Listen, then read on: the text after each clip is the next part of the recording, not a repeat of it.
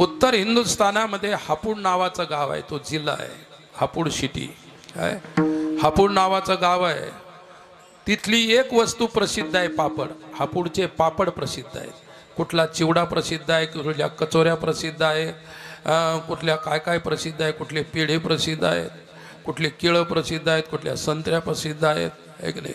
तुमच्या परभणीचं काय आहे प्रसिद्ध? विठ्ठला विठ्ठला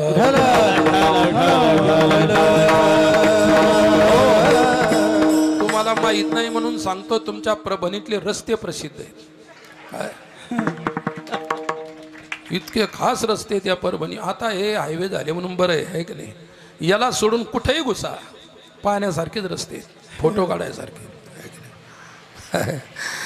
तर ठीक आहे, आतापर्यंत तुम्हाला प्रसिद्धी नव्हती, पण आता रस्त्यामुळं प्रसिद्धी मिळाली की आपल्या परभणी जिल्ह्यातले रस्ते पायासारखे, आहे की नाही. ठीक आहे, आता थोडी थोडी सुधारणा व्हायला लागली. आणि एक नंबर आमचा ते कोतळ्याचा रस्ता आहे, तिकडं पाहून या. मधुकर महाराजांच्या सुद्धा गावाला जात होतं, आहे की नाही. आता काटे टोचून टोचून टोचून आता त्या ठिकाणी मुरुम पडलाय म्हणतात. अर्ध्या मुरुमावर मी गेलो होतो मागं 15-20 दिवसापूर्वी. आता व्हायला लागले, आहे की नाही. स्वातंत्र्याचा अमृत महोत्सव झाला आणि देशामध्ये अजूनही ठिकठिकाणी रस्ते नाही, गावांना पाण्याची व्यवस्था नाही, जे मूलभूत गरजा असतात. महात्मा गांधींना म्हटलं होतं, गावातल्या लोकांना माझा असा अजेंडा आहे की गावातल्या लोकांना शहरात जायचं काम पडू नये, शहरात जी सुविधा असेल ती गावात, असं त्यांचं गावाच्या विषयी स्वप्न होतं, आहे की नाही. स्वातंत्र्य ज्या लोकांनी दिलं, या लोकांनी त्यांचं स्वप्न सुद्धा भंग करून टाकलं. काय फार अवघड गोष्ट आहे. राष्ट्राचे आज स्वातंत्र्य दिन आहे, लक्षात ठेवा. आज मोलाचा दिवस आहे आणि आमच्या या उद्धव साहेबांनी आजचा मुहूर्त चांगला काढला स्वातंत्र्य दिवसाचा. हा राष्ट्राच्या विजयाचा दिवस आहे आणि तुमच्याही सुद्धा पंपाचा विजयाचा दिवस आहे म्हणून समजा, हा आशीर्वाद आहे. तर मला एक सांगायचं की राष्ट्राला स्वातंत्र्य होऊन 75 वर्ष झाले.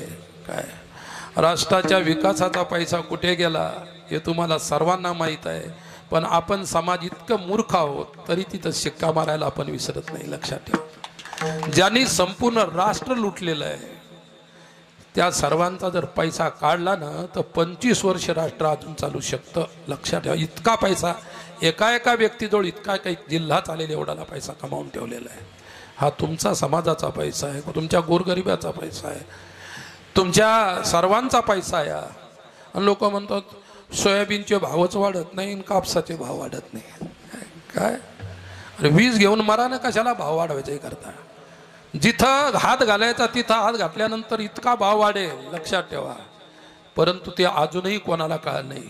शिकलेल्या पोरांनाही कळालं नाही. त्यांना काय निवडणुकीत दारू प्यायला मिळते, चहा प्यायला मिळतो, ढाब्यावर जेवण करायला मिळते की झाले बस. त्यांची शिक्षण आणि विद्या तेवढ्याच समाप्त होऊन जाते. म्हणून या राष्ट्राचा प्रत्येक तरुण प्रगल्भ झाला पाहिजे, चतुर झाला पाहिजे, हुशार झाला पाहिजे. राष्ट्राच्या विकासाचा कणा कोण मोडलेला आहे ते कळालं त्याला पाहिजे. हे 15 ऑगस्ट आहे, लक्षात ठेवा. पुष्कळ गोष्टी आहेत, मला काही इथं त्या बोलायच्या नाहीत. मला एवढं सांगायचं, मग तुम्हाला समजलं का तुमच्या जिल्ह्याचं काय प्रसिद्ध आहे. आता कदम साहेब बांधून डायरे वर रस्ते, ते ठेकेदार असल्यामुळे, आहे की नाही. पण त्यांना रस्ते बांधायचे सर्व हे दिलं पाहिजे अशा लोकांना. चांगला विकास करणारे जे लोक आहेत, पुष्कळ आपण मागासलेलो आहोत, पुष्कळ हे आहोत. परंतु मात्र एक गोष्ट तुमच्या जिल्ह्यातली प्रसिद्ध आहे, ही झाली व्यावहारिक गोष्ट रोडची.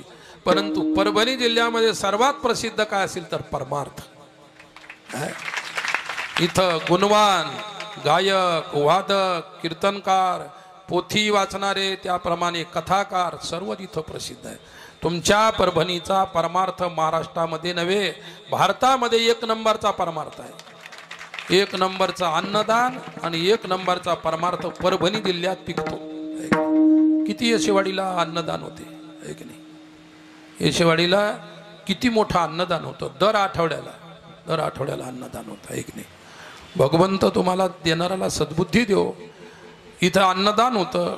1984 साली प्रयागराजला कुंभ होता, मी तिथं गेलो होतो आणि विदेशी पत्रकार आले होते.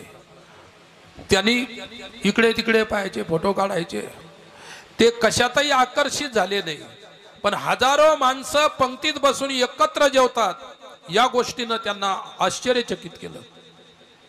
त्यांच्या राष्ट्रामध्ये बायको सुद्धा नवऱ्याबरोबर नसते जेवायला, ती एका हॉटेलमध्ये असतो, तो माणूस एका हॉटेलमध्ये असतो, त्यांना सुद्धा रिकामपण नाही की एका ठिकाणी बसून जेवायचं.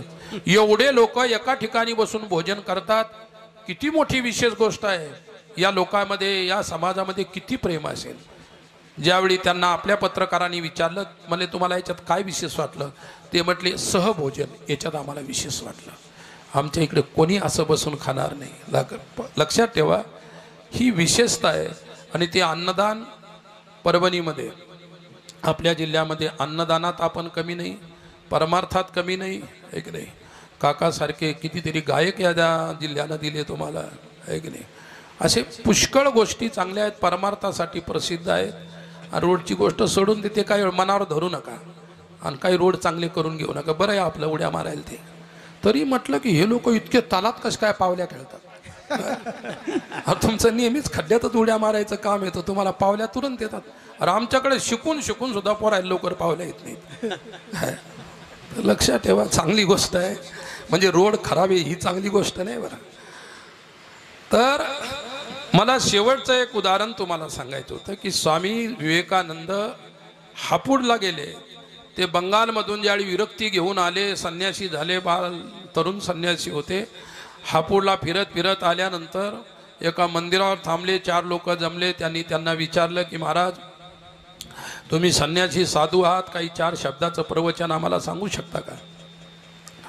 स्वामी विद्वान होते, एक नाही, त्यांचा खूप अभ्यास होता. त्यांनी सांगितलं ऐकणारे मिळाले तर सांगायला काही हरकत नाही. ऐकायला मिळाले. योगायोगानं हापूड जिल्हा होता, तिथला कलेक्टर बंगाली होता. स्वामीजींचं शरीर बंगालचं, एक नाही. अरे जिथं शरीर आपलं जन्माला आलं त्या देशाच्या प्रती आपलं स्वाभाविक प्रेम असतं. त्यागी जरी माणूस असेल तर काही ना काही प्रेम असतं, आस्था असते त्याच्याप्रती, आहे की नाही. तर मला एक म्हणायचं, त्यांनी प्रवचन केलं. त्या कोणीतरी बंगाली साधू मंदिरावरती प्रवचन करायला आलेला आहे, तरणा बांड आहे. कलेक्टर सुद्धा तरुण होता. त्याला वाटलं की आपण सुद्धा ऐकायला जाऊ, आपल्या देशाचा साधू आहे. आणि ते ऐकायला गेले. कलेक्टरनं स्वामीजींचं त्यागपूर्ण प्रवचन ऐकलं. काय त्यांनी संपूर्ण त्यागच वर्णन केला. जे आत असतं तेच बाहेर वर्णन केलं जातं. जे आत नाही तर बाहेर काय सांगसाल तुम्ही. विहिरीतच नाही तर बादलीत येईल का. हे न शक्य नाही.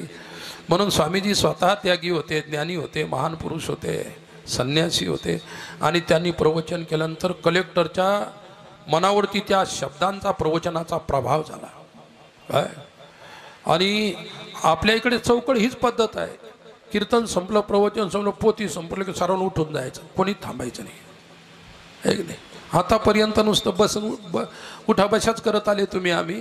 आणि आता काय झालं, स्वामीजी प्रवचन संपलं, मंदिरावरती एकटेच होते. तो कलेक्टर उठलाच नाही, तसाच बसून राहिला. जिथं ऐकत होता त्या ऐकत्या जागी तो तसाच बसून राहिला, नुसतं विचार करू लागला. बुद्धिमान आहे, क्वालिफाईड आहे, बुद्धिमान आहे. बुद्धिमान माणसंच काहीतरी विचार करण्याची क्षमता ठेवू शकतात. ज्यांना बुद्धीच राहिलेली नाही ते काय विचार करणार आहेत. शिकलेले आहेत, एक नाही, शिकलेले आहेत. त्यांनी कलकत्ता युनिव्हर्सिटीमध्ये फिलॉसॉफीमध्ये MA केलेलं होतं. त्या काळामध्ये त्यांचा तो इंग्रजाचा काळ, टॉपमध्ये त्यांनी MA केलेलं. एवढे मोठे विद्वान शिकलेले. आणि कलेक्टर साहेब बसले. स्वामीजीनं पाहिलं हा माणूस गेलाच नाही.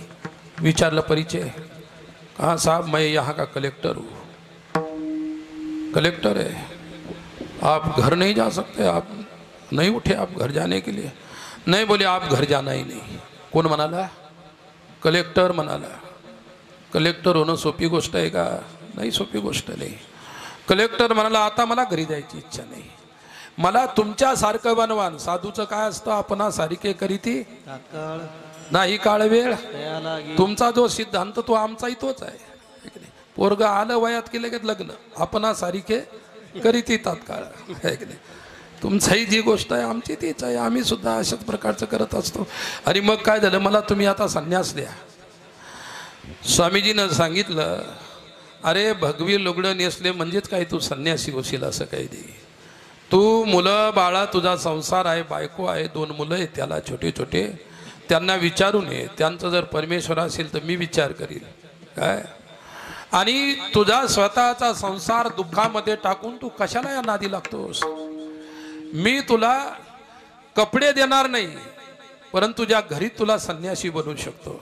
स्वामीजीने सांगितलं की जे माझे विचार तू ऐकलेस, ज्या पत्नीचा त्याग करायचा आहे ती पत्नी स्वतःची समजू नको, ती ईश्वराची देण आहे. मुलं ईश्वराची आहेत, घर ईश्वराचं आहे, सर्व परमेश्वराचं आहे. माझं याच्यातलं काहीच नाही, माझे कोणीच नवती तुकोबराय म्हणतात.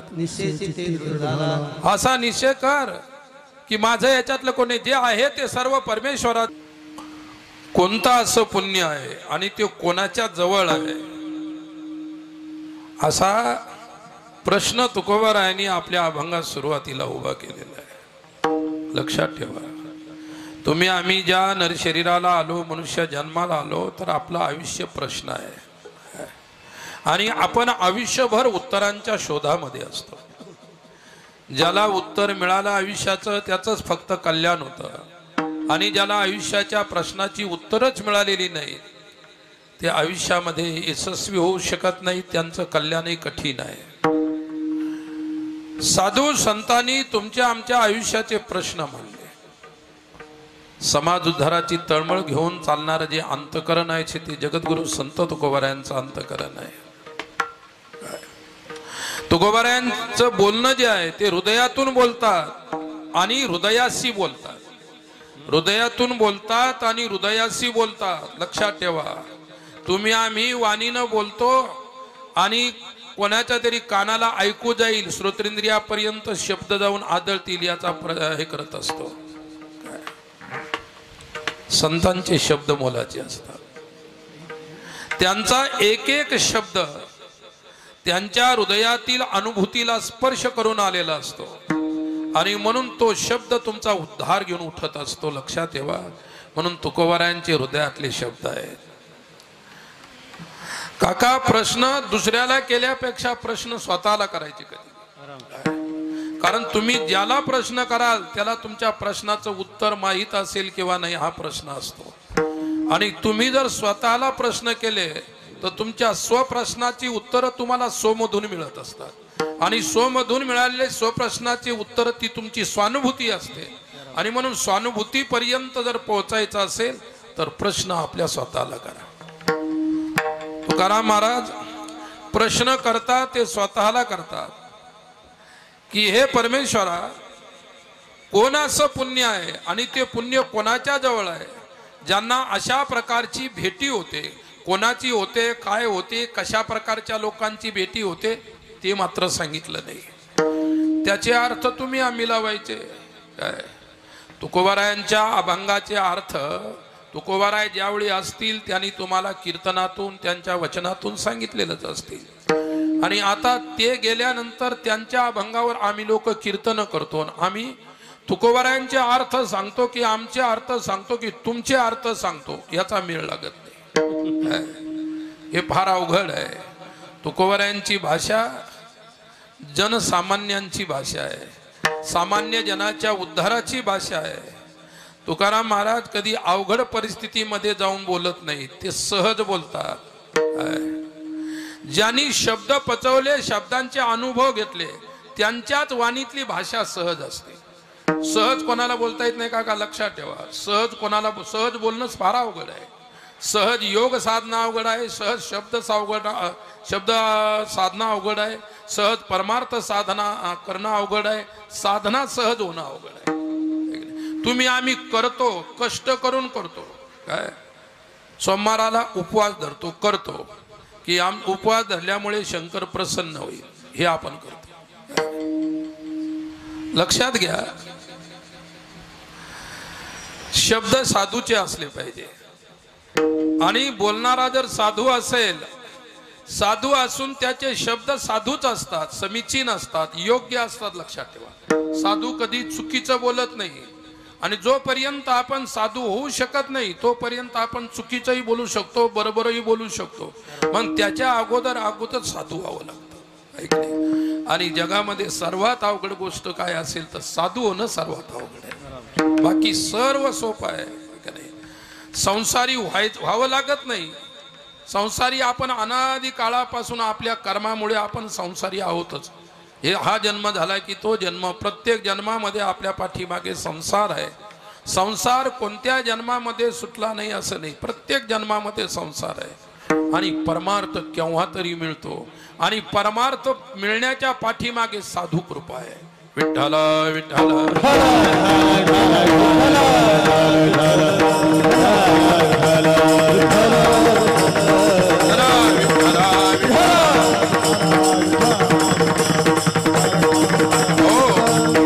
संत एकनाथ महाराजांना इच्छा झाली की मला गुरु करायचे आहेत, मला साधूच्या शोधात जायचंय, मला साधूचं सानिध्य करायचं आहे, साधूचं सानिध्य करायचं आहे. त्यांचे आजोबा जागीरदार होते, त्यांचे वडील लवकरच गेल्यामुळे, वैकुंठवासी झाल्यामुळे ते बालपणीच पोरके झाले. आजोबा धर्मनिष्ठ होते, धार्मिक होते, श्रीमंत होते, सर्व गुणांनी संपन्न होते. एके दिवशी त्यांनी आजोबांना विचारलं, आजोबा मला नाही का सत सानिध्य करायचं आहे, संत सानिध्य करायचं आहे, गुरु सानिध्य करायचं आहे. ते म्हणाले मी जागीरदार आहे, तुला वाटेल तेवढे साधू जमा करू शकतो आपल्या घरी, आणि मग तुला जो पसंत येईल त्याला त्याचं सानिध्य कर, त्याला गुरु कर, त्याला संत बनवून समज, काय करायचं ते कर. नाथांनी सांगितलं की तुम्ही आणलेले साधू नको, मला मी शोधलेले साधू पाहिजे, माझा शोध पाहिजे. काय कोणी कोणालाही आणून दे नाही, मग त्याच्या पाठीमागे आपण लागायचं, ही गोष्ट नाही. कोण कोणाला आणून देईल हे सांगता येत नाही, लक्षात ठेवा, आहे की नाही. आणि अजूनही तुकाराम महाराजांना 400 वर्ष झाले, माऊलींना 700 वर्ष झाले, पण अजूनही त्या गोष्टी तुमच्या डोक्यात बसलेल्या नाहीत. समाज अजूनही डोक्याच्या बाहेर चालणार आहे. समाज ज्यावेळी डोक्यात येईल त्यावेळी ते विचार त्याच्या डोक्यात बसतील. आता मी रोज शिवपुराणाची कथा वाचतो, कथा लोकांना सांगतो, शिवपुराण चालू आहे का, हे की नाही. आणि मी तुमच्या परिसरामध्ये आल्यानंतर काही गोष्टी ऐकल्या होत्या. काय महादेवाला पाणी घातलं म्हणजे जे पाहिजे ते मिळतं, आणि महादेवाला मधामध्ये मध लावायचं आणि ते पान पिंडीला चिटकून दिलं की तुमचे मुलं MPSC UPSC आपोआप पास होतात बिना अभ्यासाचे. आणि मी ते पुराण वाचत आहे, मी शोधत आहे की त्याच्यामध्ये हे कुठं सांगितलेलं आहे. जे कुठं सांगितलेलं नाही कोणीतरी तुम्हाला सांगतं, तुम्ही पागल लोक वेडे होऊन जातात त्याच्या पाठी. अरे बिना अभ्यास करता जर MPSC UPSC पास होत असतील तर क्लासेस लावायचं काम नाही, कॉलेजचं काम नाही, आहे की नाही. तुमच्या पोराला शिकवायचं काम नाही, बेलाचं पान घ्यायचं आणि द्यायचं पिंडीला चिटकून, झाला तुमचा पोरगा कलेक्टर, आहे की नाही, कमिशनर झाला. काय म्हणजे तुम्ही ऐकणारे इतके वेडे लोक आहेत. माऊलीनं 9034 ओव्याची ज्ञानेश्वरी 4000 अभंगाचा गाथा तुकोबाने लिहिला, पण अशी अंधश्रद्धा कुठे लिहिली का. अभ्यासाची सांग कार्यसिद्धी, अभ्यासाची सांग कार्यसिद्धी, अभ्यासाची सांग कार्यसिद्धी, अभ्यासाची सांग कार्यसिद्धी. आणि लोकांना काय देवालाही काही काम नाही, वेडे म्हणून जन्माला घालायची ते मराठवाड्यात घालून देते. मराठवाड्यामध्ये वारकरी संप्रदाय तेवढा शिगेला पोहोचलेला आहे, कीर्तन तेवढे होतात, भजन पूजन तेवढे होतात, आणि सर्वात जास्त होता अंधश्रद्धा या मराठवाड्यामध्ये. मग एवढे संत तुमच्याकडे होता, तुम्हाला अजूनही कळालं नाही. मग परमेश्वराने पाहिलं, जेवढे वेडे म्हणून घालायचे ते मराठवाड्यात घालून द्यायचे. कोणाचं काही आहे का, बेलाचं पान चिटवा, कोणी काही व्हा. एक माझ्याकडे आला आता 3-4 दिवस झाले, म्हणजे बाबाजी पुढे गणपती बसणारे मी ऐकलं. म्हणलं काय ऐकलं तू. तो म्हणाला ते पांढऱ्या जास्वंदाचं फुल गणपतीला चालतं का. त्यानं मला विचारलं, आणि मी काय या भानगडीत कधीच पडत नसतो, लक्षात ठेवा. माझी भानगड फक्त विचाराशी आहे. अविचार अंधश्रद्धा या गोष्टीशी आपलं काही घेणं देणं नाही, हे मी सांगत असतो. समाजाला जे तुकोबारायांनी सांगितलं मी तेवढं समाजाला सांगतो, त्यांच्या व्यतिरिक्त काही सांगत नाही. कारण त्याच्या व्यतिरिक्त माझ्याजवळ सांगण्यासारखं दुसरं काहीच नाही. जे आमच्या संतांनी आम्हाला सांगितलं ते आम्ही तुम्हाला सांगतो. अरे जे पुराणात सांगितलं नाही, जे साधू संतांना सांगितले नाही, ते तुम्हाला लोक येऊन सांगतात आणि तुम्ही त्याच्या बळी पडतात. इथं मानवतला मी मुक्कामी होतो, सकाळी फिरायला उठलो, स्वामीजींना सांगतो 5-6 जवान पोरं आणि 10-15 बाया हातात तांब्या, सकाळी सकाळी रस्त्यानं चालले. मी विचारलं म्हणून चालल्यात, मी ओळखलंय कुठं चालले म्हणून. ते म्हणे मी चल म्हणलं का रे मुलांना काय करता? म्हणजे MPSC UPSCचे आम्ही क्लासेस करतो आणि तांब्या घुंगूड चालले. म्हणजे महादेवाला, म्हणजे कशाला? महादेवाला तांब्या घेऊन जा, पूजा करा, पाणी घाला, सर्व करा, भक्ती भावना जे करायचे करा. परंतु त्याच्यामध्ये जर काही अंधश्रद्धा कुठेतरी तिचा स्पर्श असेल त्यावेळी मात्र त्याला स्वीकारू नका. मग शिकलेला समाज पाहिजे. काय शिकलेला समाज असेल तर त्याला कळू शकतं, आहे की नाही? आता तुम्ही किती शिकलेले आहात, काय शिकलेले आहात, काय करता, याच्या मी खोलात जात नाही. मी तुम्हाला एवढंच सांगत होतो, विठ्ठला विठ्ठला. हो, बाईनं मला विचारलं की ते पांढऱ्या जास्वंदाचं फूल गणपतीला वायाला चालतं का? लाल चालते मला, हे आम्ही ऐकलं, पण पांढऱ्या जास्वंदाचं पोथी सांगितलं महाराजांनी की पांढऱ्या जास्वंदाचं फूल का गणपतीला वाहिलं की दारिद्र्य येत. काय दारिद्र्य येतो म्हणून पांढऱ्या जास्वंदाचं फूल. आणि ती मला विचारायला लागली. काय मी म्हटलं पांढऱ्या जास्वंदाचं फूल घ्यायची सोपी गोष्ट आहे बरं का काका. घ्यायचं ते गणपतीच्या पायावर ठेवायचं. गणपतीनं पायानं जर फेकून दिलं की समजायचं नाही चालत, आणि गणपती शांतच बसून राहिला तर समजायचं चालते. 1 मिनिट सुद्धा आपल्या समोर बसली नाही. म्हणजे कोण कशातून काय काढेल, आम्ही संतांच्या पोथीतलं जगाला सांगतो. संतांच्या पोथीच्या व्यतिरिक्त आमच्याजवळ कोणतंही तत्वज्ञान नाही. मग ते पुराण असतील, ऋषीमुनींचं साहित्य असेल, गीता असेल, उपनिषदा असतील, आदी आदी याच्यातल्या गोष्टी आम्ही सांगतो. त्याच्यात मात्र ह्या गोष्टी काहीच नाहीत. विठ्ठला विठ्ठला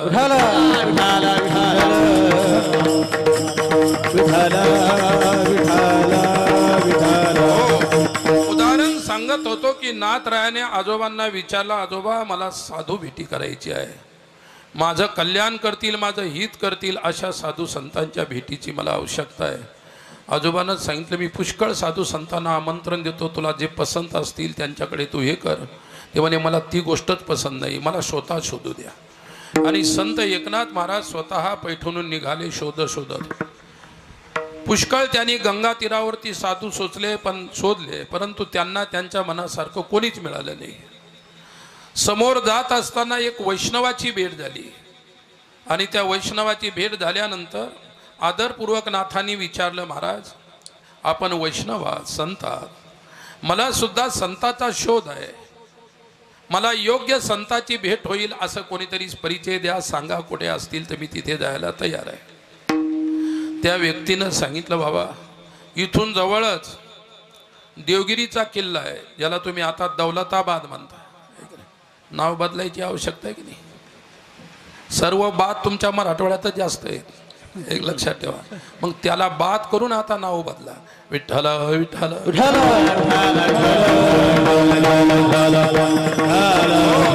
त्याचं कारण एवढं आहे की साम्राज्य निजामाचं होतं इथं, त्याच्यामुळे त्या लोकांचं जास्त वास्तव्य राहिलं.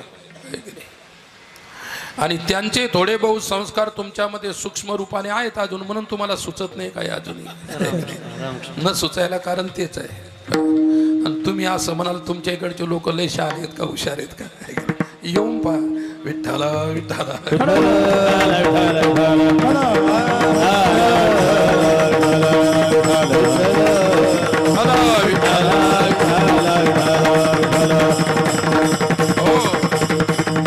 माणसं तुमच्याकडे आमच्याकडे चौकडे माणसंच आहे, लक्षात ठेवा. पण वैचारिक परिवर्तन जिथे घडत असतं तिथे माणसाला सद्बुद्धी सुचत असते, लक्षात ठेवा. आणि मग काय झालं, ते नाथरायांना पत्ता दिला. देवगिरीच्या किल्ल्यावरती जनार्दन स्वामी नावाचे संत आहेत, ते सुद्धा जागीरदार होते. काय असं नाही की श्रीमंत झाला म्हणजे तो साधू होऊ शकत नाही. साधू ज्याच्या भाग्यात असेल तो कोणी गरीब असेल, श्रीमंत असेल, दरिद्र असेल, भिकारी असेल, जंगलातला असेल, मठातला असेल, आश्रमातला असेल, गावाशिवातला असेल, शहरातला असेल, कुठेलाही असेल, साधू ज्याला व्हायचं तो होऊ शकतो, कुठलाही असेल, त्याचा काय असा नियम नाही. काय जनक राजभवनात होते, साधू होते. विश्वामित्र अरण्यात होते, पण साधू नाही होऊ शकले लवकर, फार उशिरा झाले. म्हणून मला एक सांगायची महत्वाची गोष्ट, नाथांनी देवगिरी गाठली. देवगिरी गाठल्यानंतर देवगिरीच्या पायथ्याशी किल्ल्याचं महाद्वार होतं. महाद्वारावरती द्वारपाल उभा होता आणि तिथे गेले, भेटले. म्हणे जनार्दन स्वामी याच किल्ल्यावर राहतात का? ते म्हणे हो. आणि मला त्यांना भेटायचं आहे. सांगितलं त्यांचं परमिशन आणावं लागेल, त्यांचं परवानगी आणावी लागेल, नंतरच आम्ही सोडू शकतो, काही हरकत नाही. त्यांना गेले, सांगितलं एक बालक आलेलं आहे, जास्त वयस्कर नाही, मध्यम वयाचा आहे, तुमच्या भेटीची त्याला इच्छा आहे, मग त्यांना पाठवायचं का? जनार्दन स्वामीने सांगितलं त्याला बिनधास्त पाठवून द्या, मी त्याचीच वाट पाहत होतो. आणि तो आज आला. विठ्ठल विठ्ठल विठ्ठल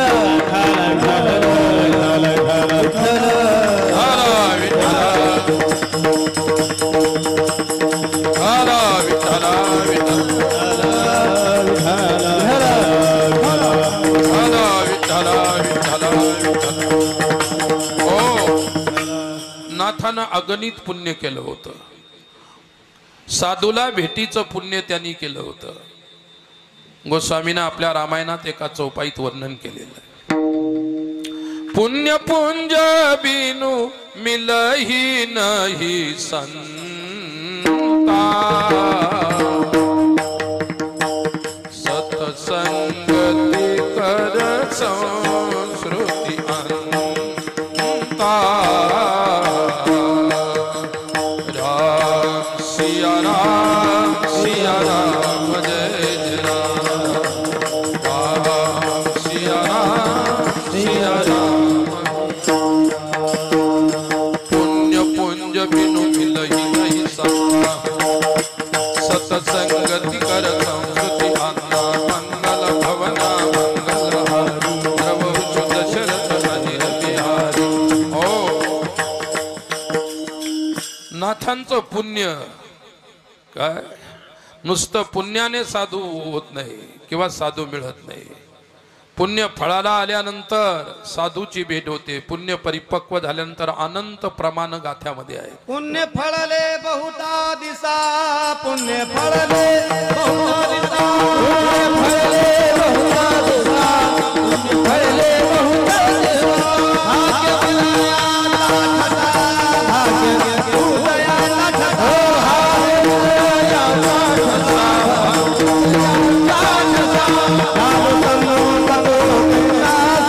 चरणी पावलो, अनुसनु भगो तैसा संत चरणी पावलो, अनुसनु भगो तैसा संत चरणी पावलो, अनुसनु भगो तैसा संत चरणी पावलो. पुण्याची संत भेटी कर होय भरवा भरवा, संत संत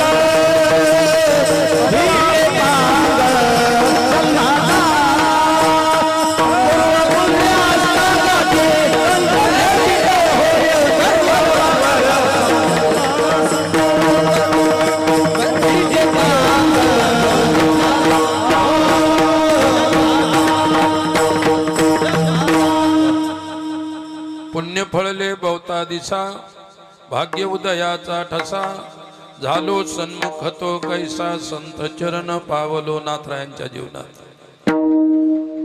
त्यांना आत घेऊन येण्याची आज्ञा केली द्वारपालांना. ते घेऊन गेले. नाथ समोर उभे राहिले.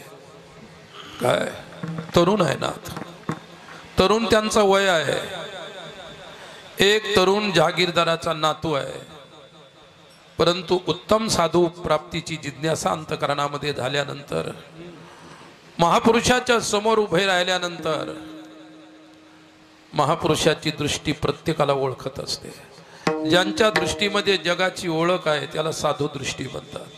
तुम्हाला तुमच्या स्वतःच्या दृष्टीची अजून ओळख झाली नाही तर शेजाऱ्याला तुम्ही काय ओळखाल? लक्षात घ्या. जनार्दन स्वामीनं म्हटलं, बाळ कुठून आलास?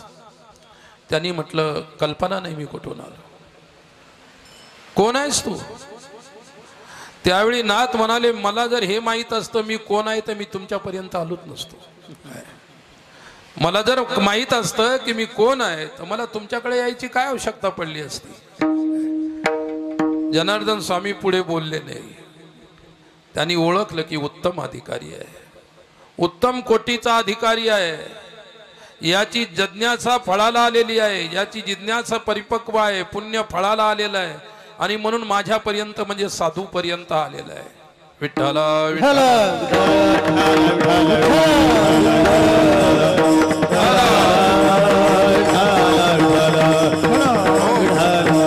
नाथांनी म्हटलं की तेवढाच विचार श्रवण करण्यासाठी तुमच्या पर्यंत आलो.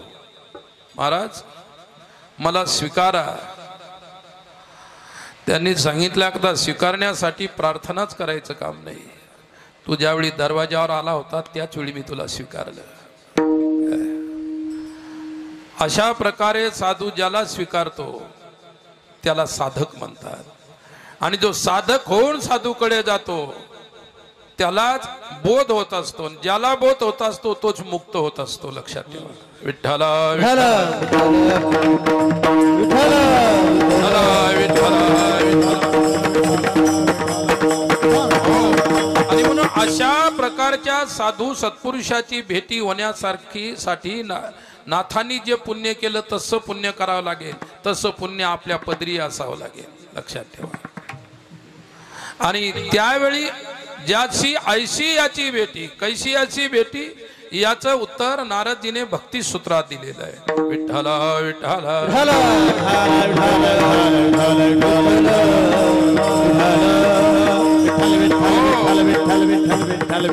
हो. नारदजी म्हणतात सतरती सतरसी स लोकांस तारयती. जे स्वतः तरलेले आहे, जे स्वतः तरलेले आहेत आणि लोकांना तारण्यामध्ये रात्रंदिवस प्रयत्नशील आहे. दुसऱ्याला तारण्यासाठी जीवन जगत आहेत. स्वतः तरलेले आहेत. मग आता त्यांचं कर्तव्य संपलेलं आहे. काय कर्तव्य संपलेलं आहे. किमिच्छन कश्य कामाय. कोणासाठी आता त्यांना कर्तव्य उरलेलं आहे. स्वतःचं कर्तव्य संपलेलं आहे. स्वतःचं जे मिळवायचं ते मिळवलेलं आहे. परंतु जे मिळवलेलं आहे ते लोकांना मिळावं अशी ज्यांची प्रबल इच्छा आहे आणि अशा संतांची भेट होणं अवघड आहे. विठ्ठला विठ्ठला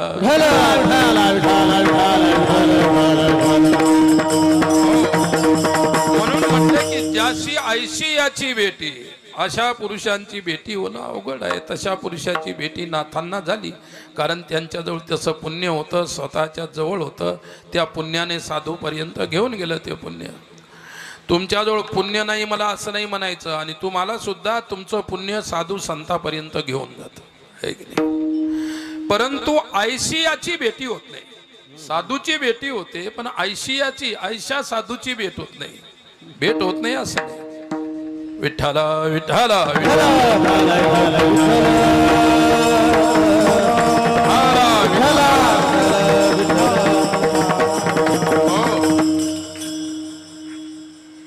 ब्रह्मलीन गुरुजींचे एक शिष्य होते उत्तम महाराज म्हणून. ते आमच्या तिकडचे विदर्भातले खानदेशातले होते. कापूसवाडी नावाचं गाव आणि त्या गावचे ते राहणारे होते. अतिशय गरिबी. लोकांच्या घरी कुटके मागून खायचे आणि दिवसभर याचं पाणी भर त्याचं पाणी भर त्याचं पाणी भर. दोघं भाऊ होते. ही मी पाहिलेली गोष्ट म्हणून तुम्हाला सांगतो बरं का. त्यांचा एक लहाना भाऊ होता. गरीब होते पण त्याच्यात इतकी ताकद होती. जुन्या काळामध्ये ज्या घागरी होत्या कमीत कमी त्याच्यामध्ये 20 लिटर पाणी बसायचं. आणि ते त्याचं नाव राम होतं. तो राम काय करायचा, दोन्ही हातात 2 घागरी धरायचा. नदीवर गेला अशा डुबल्या भरल्या की तसाच पळत यायचा आणि एसटी सारखा आवाज काढायचा. त्याचं नावच एसटी ठेवून दिलं होतं गावातल्या लोकांनी. पळतच यायचा. आणि कशासाठी, फक्त पोटाला पोटभर भाकर मिळायसाठी. त्यात काही मोल नाही, मजदुरी नाही, काही नाही. दुसरे मोठे भाऊ होते ते उत्तम महाराज. मग ते गावातल्या लोकांना वाटलं मुलं फार गरीब आहेत, एखाद्या साधू संताकडे गेले तर साधू तरी होतील, कल्याण होईल त्यांचं. गावातल्या कोणी सज्जन माणसांना त्यांनी घेतलं आणि पंढरपूरला आले. पंढरपूरला आल्यानंतर तिथं गुरुजींचा पाठ चालू होता. मुरलीधर मंदिरात ते पाठ सांगायचे गुरुजी. त्यांच्याकडे आणलं. महाराज कोणाला विचारलं असेल की बघ महाराज, चांगले महाराज कोणते आहेत, मोठे कोणते आहेत, चांगले विद्वान कोणते आहेत, लोकांनी सांगितलं आणि आणलं त्यांच्याकडे. गावातला एक, त्याच गावातला एक माणूस त्याच्या घरी हे पाणी भरायचे. तोही सुद्धा पंढरपूरला आला होता. त्यांच्याबरोबर नाही आला पण आला होता. त्याला वाटलं या पोराला जर गुरुजींकडे ठेवलं तर उद्या आपली पाणी भरायची प्रश्न निर्माण होईल, है की नाही? त्याचा विचार असा होता, सोबत आणणाऱ्याचा विचार मोठा होता. हे बिचारे इतके कष्टानं जीवन जगतात, भाकरीसाठी त्या ठिकाणी इतकं कष्ट करतात, त्यांना कोणी किंमत देत नाही. साधू झाला तर चांगली गोष्ट आहे. गुरुजींच्याकडे नेलं आणि गुरुजींना सांगितलं की आमच्या गावचे पोर आहे, हे पोरगा आहे. एकच भाऊ नेला होता, तो उत्तम नेला होता, त्याला नेलं. ते म्हटलं याला ठेवा तुमच्याकडे. गुरुजीने सांगितलं काही हरकत नाही. तर तो गावातला दुसरा माणूस तिथं आला, त्यानं पाहिलं. ते म्हणले महाराज हे इतका मूर्ख मुलगा आहे, अडाणी, याला काहीच येत नाही आणि तुमच्याकडे ठेवून काहीच उपयोग नाही, याला तुम्ही ठेवू नका. ते काय पाहू लागला, त्याचा स्वार्थ, घरचा पाणी भरायचा स्वार्थ पाहू लागला. कोण काय पाहिले सांगता येत नाही. डोळे प्रत्येकाला आहेत, काही ना काही दिसतच. विठ्ठला विठ्ठला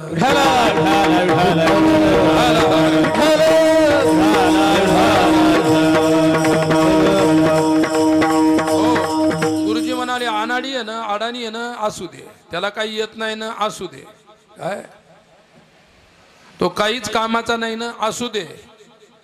काय गुरुजीने एका शब्दात सांगितलं, ज्ञानेश्वर माऊली जर एका रेड्याला रेड्याच्या मुखातून वेद बोलू शकतात तर मी याला साधू म्हणून तयार करू शकत नाही. पुन्हा बोलू नको त्या पोराशी, जसा आला तर निघून जा, मी सांभाळतो त्याला. आणि गुरुजीनं त्यांना सांभाळलं. ते उत्तम महाराज इतके निष्ठावंत साधू झाले पुढं. काय मी सुद्धा त्यांच्या सानिध्यात राहिलो काही दिवस, इतके प्रेमळ होते, इतके शुद्ध बुद्धीचे होते आणि इतके भोळे होते. काय एखाद्या लहान पोराने जरी त्यांना काम सांगितलं लगेच ते काम करायचे. मला पाणी आणून द्या महाराज, लगेच पाणी आणून द्यायचे. मला हे करून द्या, ते करून द्या.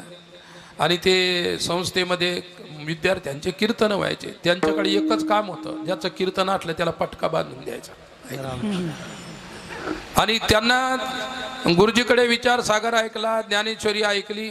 ते प्रवचन सुंदर करायचे, पण त्यांना काही विचार सागर वगैरे काही सांगता यायचा नाही. ते म्हणाला मला काही इतकी बुद्धी नाही, पण गुरुजीच्या कृपेने मी इतकं सुंदर कीर्तन करायचे, प्रवचन करायचे, कारण गुरु आशीर्वाद आहे. इतक्या अडाणी मुलाला सुद्धा गुरुजीने साधू बनवलं, लक्षात ठेवा. आणि गुरुजी ज्यावेळी वृद्ध झाले होते त्यांच्याकडे एकच सेवा होती, कोणती? गुरुजींना शेवटी शुगर झाली होती. काय जास्त बसणाऱ्यांना, जास्त बोलणाऱ्यांना, जास्त जागरण करणाऱ्यांना शुगर झाल्याशिवाय राहत नाही. हे आमचे सर्वांचे अनुभव आहेत. मी माझ्या आयुष्यात कधी गोड कधीच खाल्लं नाही, आता मला त्याच्यावर पसंत नाही. पण शुगर झाल्यानंतर नाही का त्या गोडवरच धाव होते माणसं. गुलाबजामुन दिसले ते खावं वाटतात, पेढे दिसले ते खावं वाटतात. खायचे नाही पण खावं वाटतात. ही शुगरची लीला आहे. गुरुजींना शुगर झाली काय तर यांच्याकडे एकच काम, शेतामध्ये पाथरीची भाजी असते. पाथरी एक तुमच्याकडे शेतामध्ये असे लंबे पान असतात, मधात पांढरा धागा असतो, त्याला पाथरी म्हणतात. पाथरी म्हणजे तुमचा तालुका नाही भरतो, तर त्याची भाजी सांगचाल तुम्ही, ती नाही. तर त्याला एका दिवसभर ते पाथरीचे झाडं शोधायचे, ती भाजी आणायची आणि गुरुजी फक्त ज्वारीची भाकर आणि ती पाथरीची भाजी खायची. त्यांना शुगरनं त्यांना काही त्रास दिला नाही. भरपूर आयुष्य जगले, भरपूर साधू संत निर्माण केले. मी काय सांगत होतो की भाग्याचा उदय कसा होईल, पुण्य कसं फळाईल, पुण्य कसं गाठील येईल आणि पुण्याचा उदय किंवा पुण्य परिपक्व कसं होईल. काय मी माझ्या डोळ्यानं पाहिलेले ते उत्तम महाराज आता ते नाही, ते आता समाधीस्थ झालेले आहेत. पुष्कळ वर्ष जीवन जगले. तर साधू कृपा आहे. आयशियाची भेटी हे सांगत होतो. अशाला सुद्धा आयशियाची भेटी झाली तर त्याला तुमचं आमचं पुण्य नाही कामाला आलं, त्यांनीच केलेलं जे काही पुण्य असेल ते फलद्रूप झालं. आणि म्हणून गुरुजी सारख्या महान थोर संतांची भेटी झाली. कोणत्या? ज्ञानेस्तुरस्तु भगवान अवतीर्ण येव. स्वतः ज्ञानेश्वर महाराज रंगनाथ महाराजांच्या रूपात अवतीर्ण झाले आणि त्या माऊलीनं रेडा बोलावला आणि या माऊलीनं त्या उत्तम महाराजांचा सारखे अतिशय असणारे मंदबुद्धी लोकांना सुद्धा चांगल्या प्रकारचे साधू केले. साधू मध्ये शक्ती आहे. अशा संतांची भेटी होणं दुर्लभ आहे. विठ्ठला विठ्ठला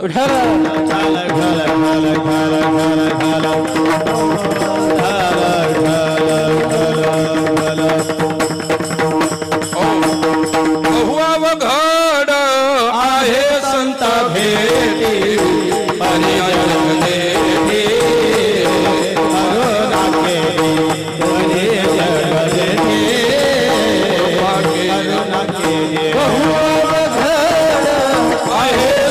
भेटी पर्या जगजेठी कृपा केली पर्या जगजेठी कृपा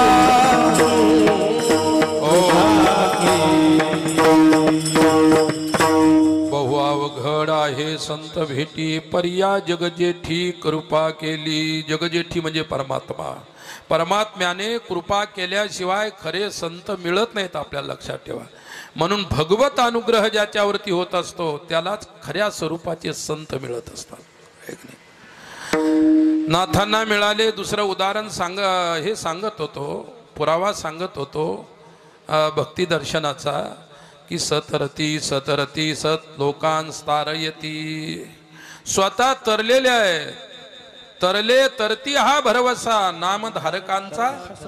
स्वतः तरले आणि तुम्हाला मला तारण्यासाठी पुन्हा अवतार घेऊन आले तुमच्या आमच्यात उद्धारासाठी. आणि तरी सुद्धा असे संत आपल्याला कळत नाही. अरे खोट्यांच्या पाठीमागे आजही जत्रा भरते आणि खऱ्याला कोणी पाणी सुद्धा प्यायला देत नाही गिलासभर. हे माझ्या आयुष्यात मी केलेले अनुभव आहे, म्हणून मी सांगत असतो. विठ्ठला विठ्ठला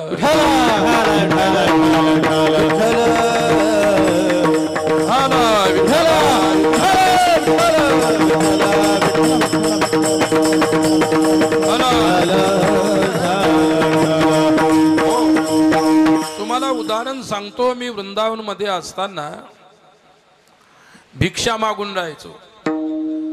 बऱ्याच आश्रमामध्ये राहण्यासाठी प्रयत्न केले, पण योगायोगानं आपल्या प्रारब्धातच आश्रम नव्हता राहण्यासाठी, म्हणून भेटला नाही. मग मी ठरवलं की कुठे जायचं आणि विचारायचं नाही, असंच फक्कडमध्ये राहायचं. जिथं धरणी माय जागा देईल तिथं बसायचं, जिथं धरणी जागा देईल तिथं झोपायचं.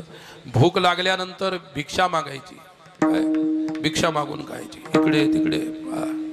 आणि भिक्षा जास्त करून भाताची भिक्षा होती. त्या काळामध्ये राष्ट्रामध्ये एवढी श्रीमंती नव्हती, लक्षात ठेवा. 40 वर्षापूर्वीचा काळ येतो. आणि त्यावेळी राष्ट्र एवढं श्रीमंत नव्हतं, गरिबी फार होती. आश्रम सुद्धा एवढे विकतशील नव्हते काय. आणि मग आम्हाला 2 ठिकाणी अशी एवढी पळीभर खिचडी मिळायची. तुमच्या भाषेमध्ये मराठीमध्ये चमच्याला काय म्हणतात? पळी म्हणतात, आहे की नाही. मोठा चमचा असो लहान चमचा असो, तुमचा शब्द पळी शब्द चांगला आहे चमच्यापेक्षा, बरं का. विठ्ठल विठ्ठल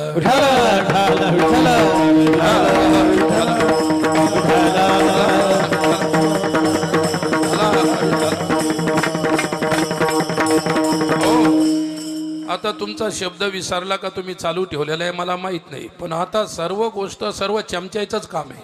चमच्याशिवाय कोणतंच काम होत नाही. बसा खाली. विठ्ठला विठ्ठला हरा विठ्ठला विठ्ठला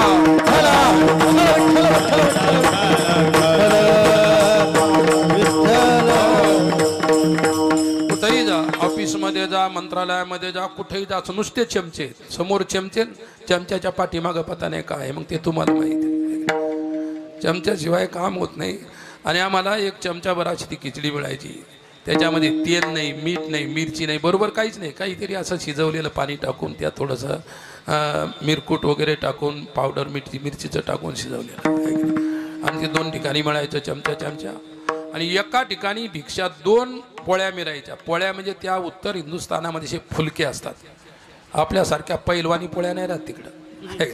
आपल्या 4 काय तिकडं जायला किती मस्त आहे.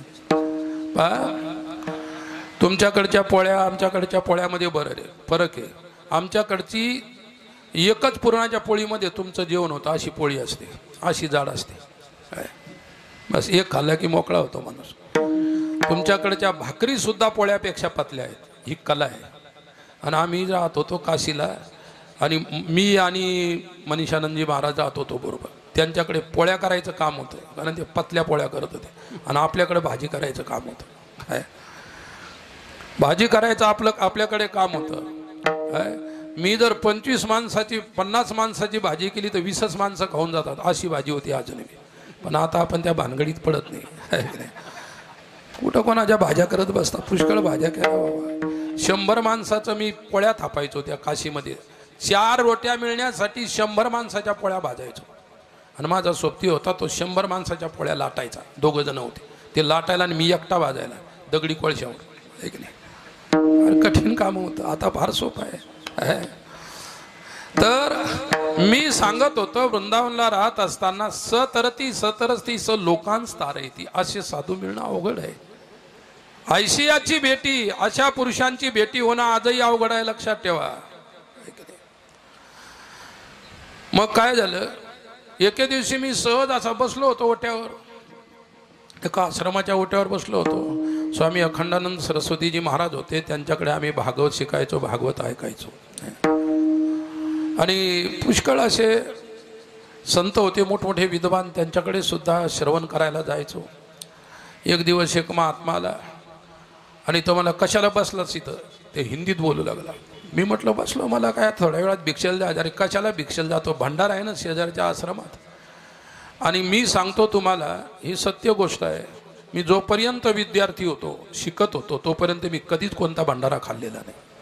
साधू झाल्यानंतर कोणाच्यामुळे तरी कोणाच्या भंडाऱ्यात गेलो, पण आपण स्वतःहून कोणत्याही भंडाऱ्यात, तिकडं फार सोपं आहे, तिकडं भोजनही पोट भर मिळतं आणि दक्षिणाही मिळते भंडाऱ्यात.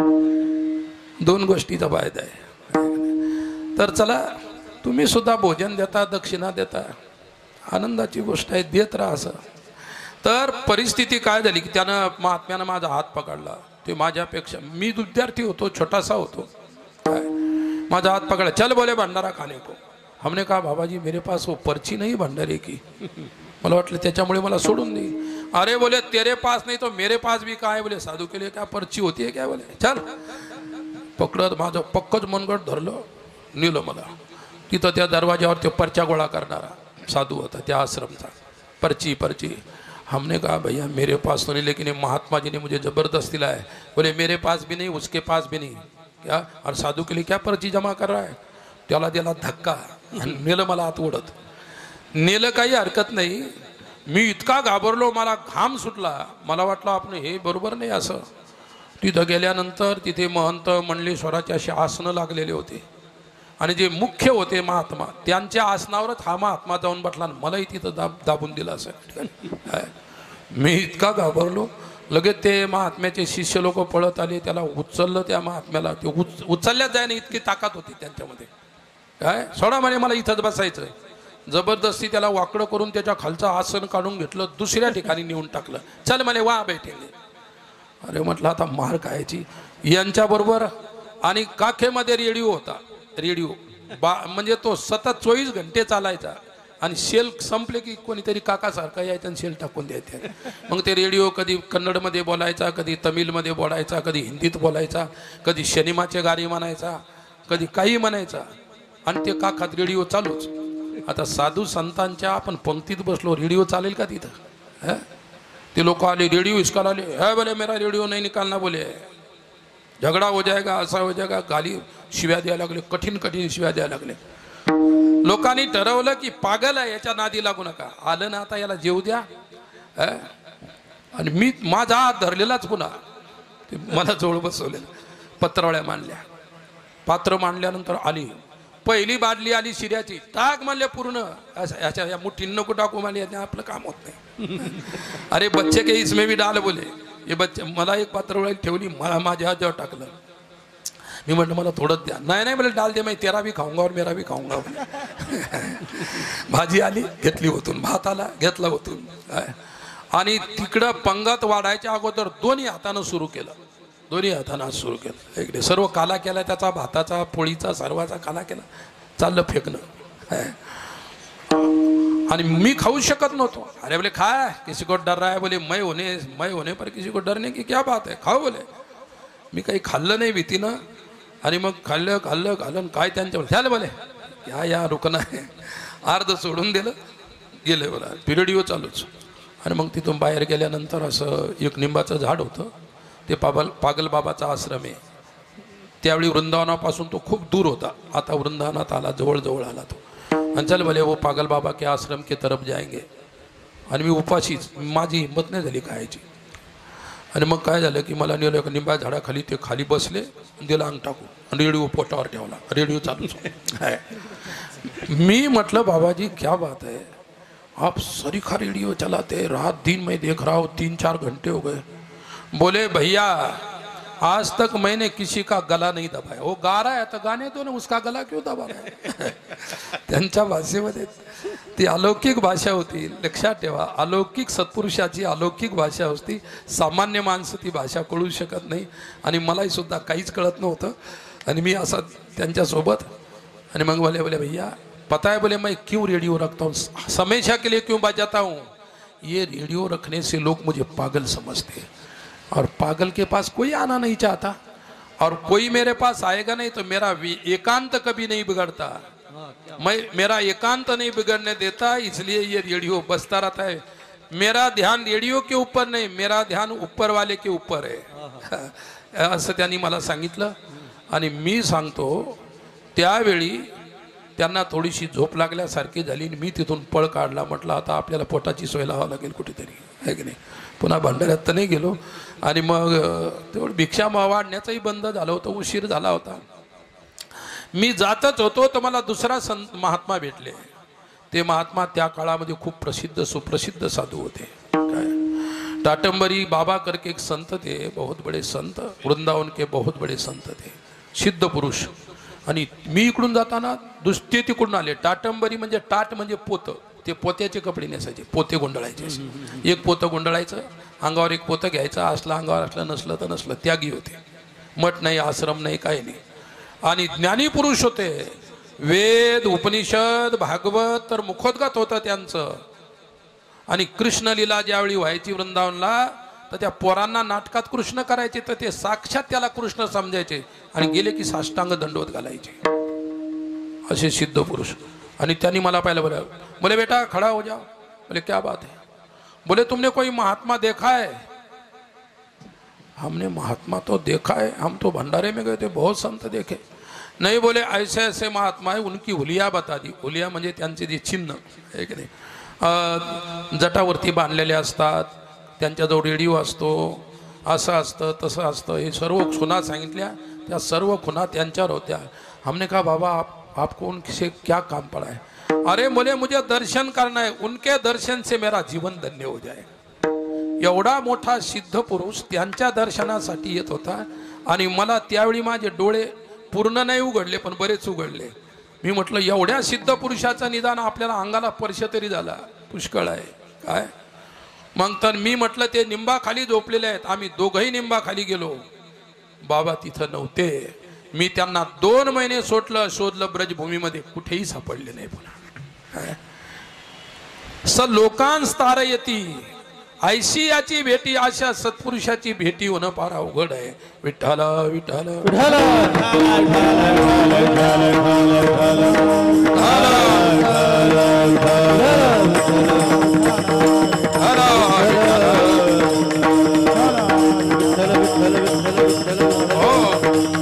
भगवत भक्ताची जी भावनस्पत्ती असते तिला प्रेमाची पुष्टी असते. भगवत भक्ताची भावनस्पत्तीला प्रेमाची पुष्टी असते. आणि साधकाच्या भावनिस्पत्तीला श्रद्धेची पुष्टी असते. म्हणून साधक आणि भक्त याच्यामध्ये एवढंच अंतर आहे. विठ्ठला विठ्ठला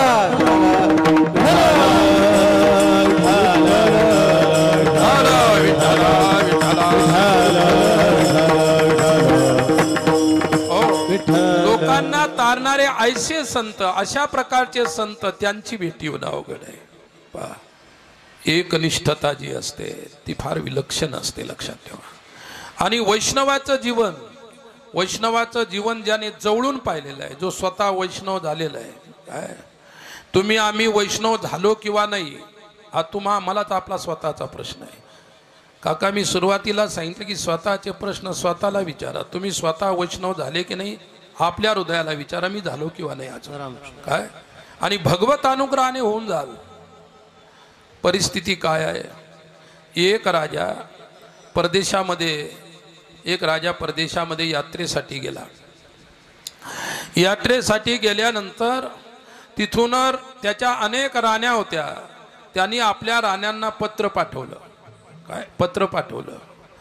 जिला जे हवा आहे ते परदेशातून मी तुमच्यासाठी घेऊन येणार आहे, तर प्रत्येक जणीनं आपलं एक पत्र द्यावं, त्याच्यावर काय पाहिजे ते लिहावं. कोणीतरी ते निरोप घेऊन आला. राण्यांनी पत्र लिहिले.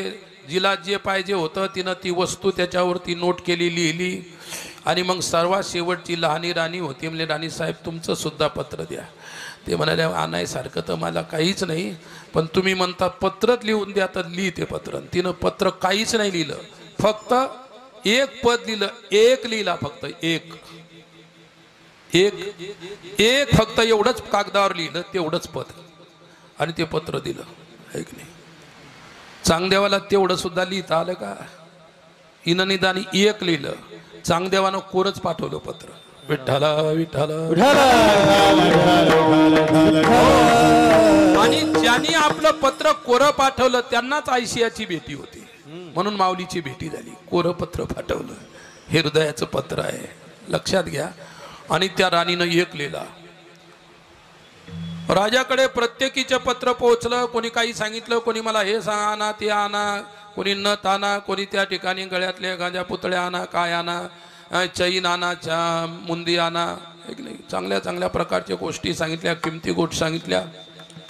राजानं शेवटचं पत्र उघडलं, त्याच्यावरती फक्त एक असं लिहिलं होतं, एक. राजा आला, परत आला राजा. ज्याचं त्याचं दिनं दिनं जे सामान सांगितलं ते नौकराकरवी पोहोचून दिलं. आणि स्वतः महाराज काय जिनं एक लिहिलं होतं तिच्या मालात गेले. राजाने आपल्या मंत्र्याला हे विचारलं, त्यांचा जो मंत्री होता त्याला विचारलं की एक लिहिलेला याचा अर्थ काय आहे?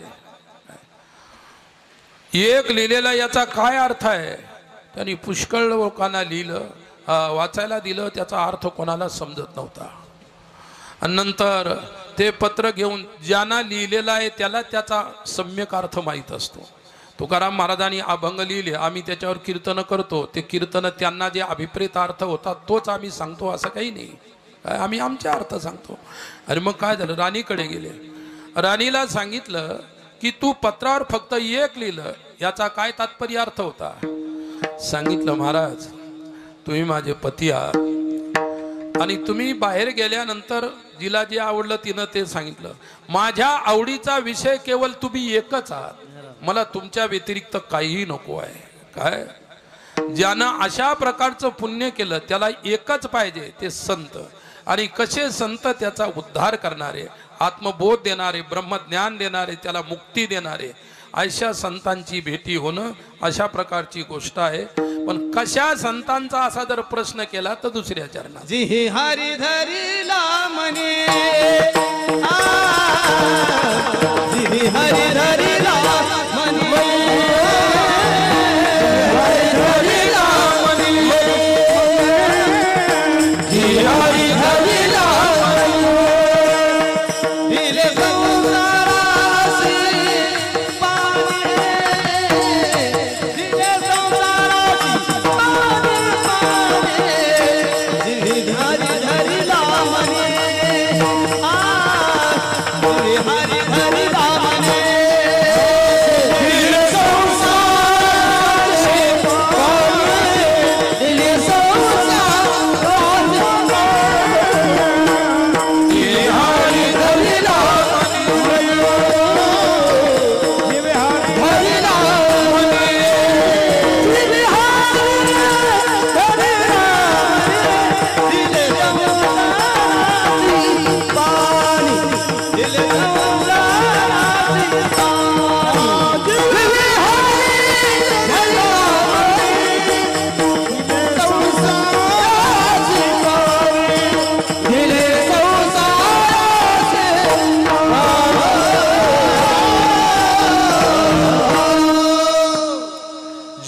हरी धरिला मनी, दिले संसाराची पाणी. जी म्हणजे ज्याने मनामध्ये हरीला धरलेलं आहे, फक्त एका हरीला स्वीकारलेलं आहे.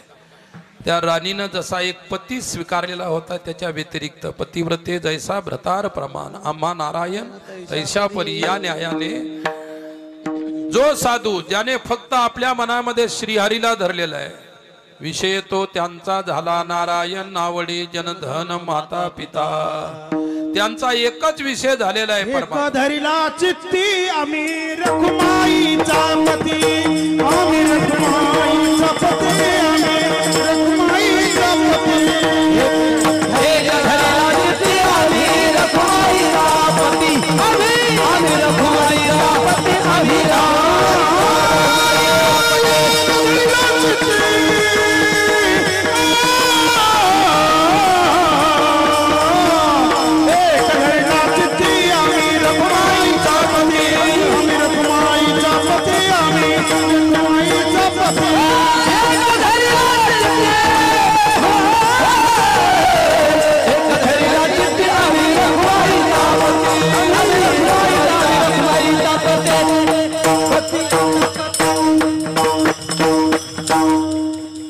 धरिला चित्ती आम्ही रखुमाईचा पती जिही हरी धरिला मनी. ज्याने आपल्या जीवनाचा नाही आपल्या हृदयाचा विषय एक परमात्माच केलेला आहे. परमात्म्याच्या व्यतिरिक्त त्यांच्या जीवनामध्ये दुसरा कोणताही विषय नाही. विषय तो सकळांचा हरी. ज्याच्या आवडीने आवडी तरी अंध बधिर हे प्रेत लोकाचारी. ज्याची कीर्ती गायली पुराणांतरी. हो गवळणीचा विषय काय. त्यांनी एकच कृष्ण चित्तात धरला होता. तुकोबारायांनी एकच परमात्मा चित्तात मध्ये धरला होता. चित्त कशाला धरेले सांगताच येत नाही. 1974 ते 75 साली मी माऊलीच्या सोहळ्यामध्ये सुरुवातीला गेलो होतो. त्याच्यानंतर गेलो काही वेळा आणि अशी मला दिंडी मिळाली की ते महात्मा इतके विरक्त होते, फार विरक्त. आणि त्यांनी आम्हाला सर्वांना नियम सांगून दिले काय आपल्या दिंडीमध्ये आपली व्यवस्था आहे काय. कुठे कोणाची दक्षिणा घ्यायची नाही, कोणाकडे सांगितलं तर जेवायला जायचं नाही, कोणी काही वाटत असेल तर घ्यायचं नाही काय. कडक सांगून दिलं बा. आणि आता दिंडी श्रीमंत नव्हती, गरीब दिंडी होती. आता दिंड्या सुद्धा श्रीमंत आहेत. मग तुम्हाला माहित असेल आहे की नाही. खूप श्रीमंत दिंड्या आहेत आहे की नाही. चांगली गोष्ट आहे. आणि जेव्हापासून दिंड्या श्रीमंत झाल्या तेव्हापासून भजन गरीब झालेलं आहे. लक्षात ठेवा, हे सत्य गोष्ट आहे. कोणाला आवडो न आवडो पण सत्य सांगणं आमचा धर्म आहे. मी तेवढं सांगतो बा. मला काय म्हणायचं, मला वाटलं इतकं भाग्यशाली ठरलो. मला वाटलं इतक्या विरक्त महापुरुषांच्या सोबत आपल्याला माऊलीच्या बरोबर भजन करायला मिळेल आहे की नाही. मी संस्थेत जायच्या अगोदर बंकट स्वामीची मालिका पूर्ण पाठ केली होती. बंकट स्वामीची मालिका नाही, भजनी मालिका खोदगत होती. काका आमचा काकडा रात्री 2-2:30 सुरू व्हायचा, 6:30 बंद व्हायचा रोज. आणि काकडा कुठं करायचा, मंदिरात नाही, मठात नाही, असं जंगलात एखादं नालं पाहायचं खोल, एकांत पाहायचं आणि तिथं जाऊन काकडा करायचा. तुम्ही करून पहा किती आनंद येतो. फार वेगळा आहे, एकांताचा आनंद वेगळा आहे, लक्षात ठेवा. आणि मग ते आम्हाला मालिका पाठ होती. महाराज म्हणाले की मी वृद्ध झालेलो आहे. त्यांचा गाथा पाठ होता जवळजवळ. आणि संपूर्ण दिंडीचे 19 दिवसाचे नियम पाठ होते. आणि आम्ही सुद्धा त्यांच्या सानिध्यात असल्यामुळे आमचंही होतं. म्हणजे भजन कुठंच कमी नाही पडायचं, पाठांतर होतं आहे की नाही. आता कसे करतात मालिका, आता डायरी. आता तर मालिका आणि घ्यायचं काम नाही, आता फोन आहे. अभंगाचं उच्चारलं की लगेच फोनमध्ये पाहायचं, ते लगेच सापडतं. फोनमध्ये जे नाही ते सापडतं पहा. ठीक आहे. आमच्या काळामध्ये फोन घेऊन काय नव्हते. आणि मग दिंडी चालली. पहिलाच घाट लागतो पुण्याच्या जवळचा. कोणता घाट आहे, दिव्या घाट आहे की नाही. घाटात आता आम्ही 50 लोक होतो आमच्या त्या दिंडीमध्ये. आणि ते महाराज डोक्यावरती गाथा बांधलेला, गळ्यात विना त्यांच्या. त्यांनी पुढं म्हणायचं आणि आमच्या सर्व बाकीच्या आम्ही मागे म्हणायचं अभंग आहे की नाही. आणि पहा गरीब दिंडी असल्यामुळे असं कडी सारखा ते हे करायचं काय, बेसन आणि भात. 2-4 दिवस खाल्लो, असे कंटाळले सर्व ते भात आणि ते बेसन खाऊन. पतलं, त्यात काही चव नाही, काहीच नाही. परंतु आता इलाज नव्हता. त्यांनी सांगितलं की आपल्या पदरचं खायचं, आपलं खायचं आणि आपल्या दिंडी चालायचं. आणि 19 दिवस विरक्त मनाने भजन करायचं. त्यांचा नियम बरोबर होता.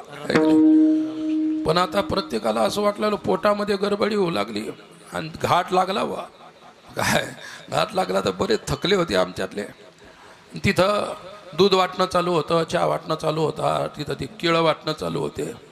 आमच्यातले दोघं तिघं पळत गेले. आणि काही भांडे कुंडे नव्हते जवळ ते घ्यायला. टाळ होते, याच्यापेक्षा मोठाले टाळ होते. जे धरली ती गुंडी दाबून अशी मागून टाकायच्यात. त्याच्यात चहा, त्याच्यात दूध. टाळाचंच काय केलं, कप्पशी केली टाळाची, लागले प्यायला. आणि एखाद्यानं सांगितलं महाराज आपल्या दिंडीतले माणसं टाळात चहा प्यायला लागले. टाळामध्ये घेऊन, अरे तुम्ही वारकरी आहे का, टाळ चहा प्यासाठी आहे का. विठ्ठल विठ्ठल.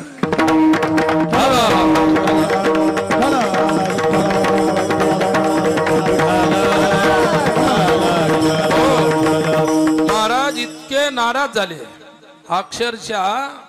मी त्यांच्या गळ्यातला विना धरला, ते जमिनीवर पडले. त्यांना ते सहन झालं नाही.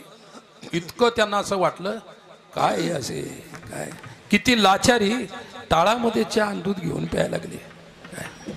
आता चहा आणि दूध काही वंजुळीत पिता येत नाही, तर वंजुळी केली असते, ते गरम असतं की नाही. ते का वंजुळीने पेता येतं का? परंतु आम्हाला सांगितलं तर कोणाचं काही घ्यायचं नाही, कोणी काही वाटलेलं घ्यायचं नाही, कोणाच्या लाईनमध्ये लागायचं नाही. नियम तोडला. लगेच तिथंच दिंडी उभी केली. कोण कोण गेले होते काय? ते बिचारे इमानदार ते म्हणले महाराज आम्ही गेलो होतो, आमच्याकडून काही जमतच नव्हतं चहा घेतल्याशिवाय, आणि तुमच्या दिंडीत चहा नाही ते बेसनाचं पाणी ते भात नाही काढले वा. 25 माणसं 50 मधले 25 लगे डायरेक्ट काढूनच दिले दिंडीतून. आणि बाकी ज्यांना सांगितलं तुम्हाला राहायचं असले तर राहा, मी एकटा जाईल विना घेऊन पांडुरंगापर्यंत, पण असं लाचार होऊन जरी करत असेल लक्षात ठेवा. गेली बा दिंडी तिथपर्यंत. असे संत असे महात्मा आयशियाची भेटी होणं खरी कठीण आहे. जी ही हरी धरिला मनी, त्यांचा एकच विषय होता फक्त विठ्ठल. बसले तरी विठ्ठल विठ्ठल विठ्ठल विठ्ठल विठ्ठल. भोजन करताना हरिबोला देताना हरिबोला खाता म्हणतो आपण. आम्ही सुद्धा पुष्कळ वेळा स्वामीजी प्रयोग केला काय की आपण प्रत्येक घासाला विठ्ठल म्हणून गायचं किंवा रामकृष्ण म्हणून गायचं. अरे 2-4 घास घेतले कधी विसरून जातं पतात नाही, भोजन होऊन जातं. केला की नाही तुम्ही अभ्यास याचा? कधी करून पहा अभ्यास. काय अरे आमच्या सारख्याला सुद्धा नाही जमला तो अभ्यास. काही सोपा आहे का? फार अवघड आहे. तो नाथानी केला होता अभ्यास म्हणून त्यांनी म्हटलं ज्यांनी जसा अभ्यास केला त्यांनी तशा प्रकारचं बोलायचं. ज्या अभ्यासच केला नाही बोलत सुटले नुसते काय उपयोग आहे? त्यालाही उपयोग नाही, तुम्हाला उपयोग नाही, आहे की नाही? आणि मग न उपयोगात येणारे कीर्तन, न उपयोगात येणारे प्रवचन, न उपयोगात येणाऱ्या कथा तुम्ही त्या ठिकाणी ऐकत असता. आम्ही सांगत असतो तुमच्यावर काही परिणाम नाही, आमच्यावरही काही परिणाम नाही. परमार्थ बाजूलाच राहतो, दुसरंच काहीतरी चालत राहतं. फार अवघड आहे. हीच माया आहे. आणि मला मग सांगायचं, जी ही हरी धरिला म्हणे दिले संसाराशी, संसारावर ज्यांनी पाणी सोडलं याचा अर्थ आहे त्याग. ज्यांनी संसाराचा त्याग केलेला आहे, संसाराचा त्यागपूर्वक ज्यांनी केवळ भगवंतच केवळ एक मात्र स्वीकारलेला आहे. एक गाऊ आम्ही विठोबाचे नाम आणि कापे काम नाही आता. सर्व संगे इट आला तू एकला आवडसी, तू एकला आवडसी, तू एकला आवडसी.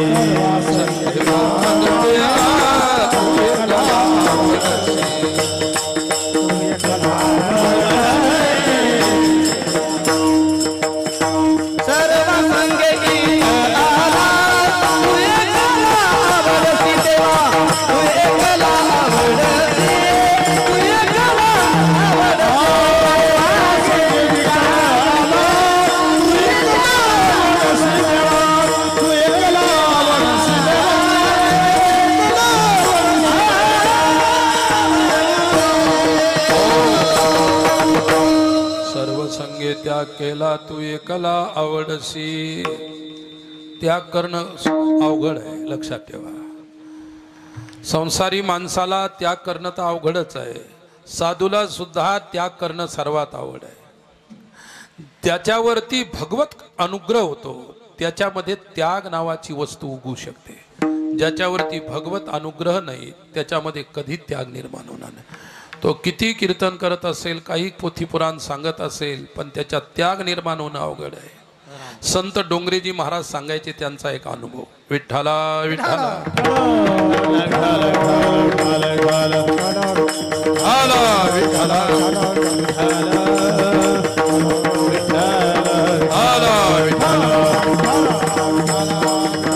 हो महाराज सांगायचे की देखिए भगवान के अनुग्रह के बिना कभी त्याग नहीं मिल सकता, कभी त्याग नहीं हो सकता. आणि सर्वात अवघड आहे त्याग. आणि जो त्याग ज्यांनी केला ते जगामध्ये त्यागी लोकांना साधू म्हटलेलं आहे. तुमच्या संसारात जर कोणी असा त्यागी असेल तो सुद्धा साधू आहे. आमच्यासारखे भगवे वस्त्र करून कोणी त्याग केला असेल तो सुद्धा त्यागी आहे.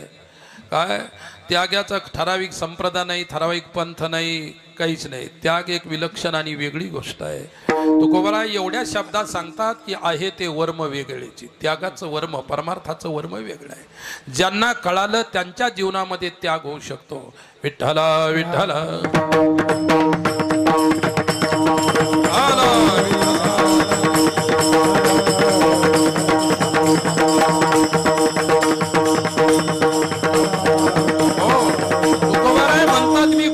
कोणासाठी बोलत आहे या गोष्टी हे तिसऱ्या कडव्यात सांगितलं. कोण हा भाग्याचा, कोण हा भाग्याचा,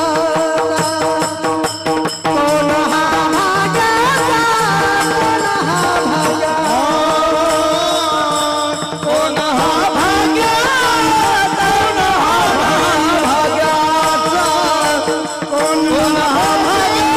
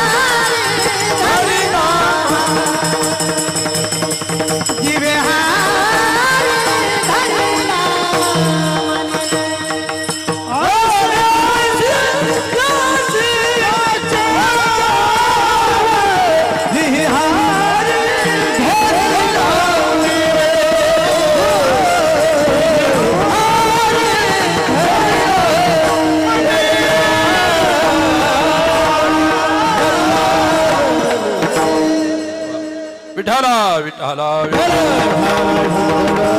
मंडळी